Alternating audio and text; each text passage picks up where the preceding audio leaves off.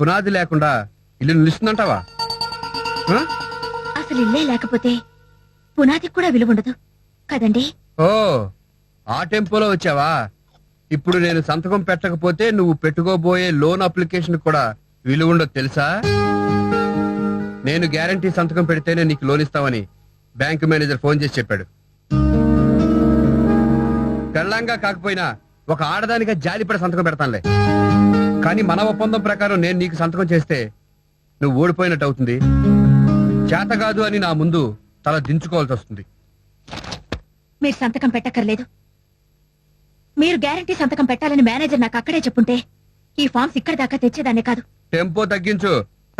మొగుడు గ్యారంటీ లేకపోతే ఏ బ్యాంకు పెళ్ళానికి అప్పు ఇవ్వదు. మొగుడిగా నా బతుక్కి గ్యారంటీ ఇవ్వలేని మీరు మగాడిగా బ్యాంకుకి గ్యారంటీ ఇవ్వడం ఎందుకులేండి? అంటే నా అవసరం నీకు లేదా? ఉన్నా అవసరం లేదులేండి.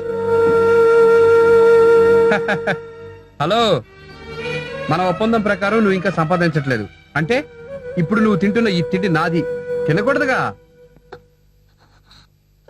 చాలా థ్యాంక్స్. ఈ ముద్ద నోట్లో పెట్టుకోకముందే చెప్పారు.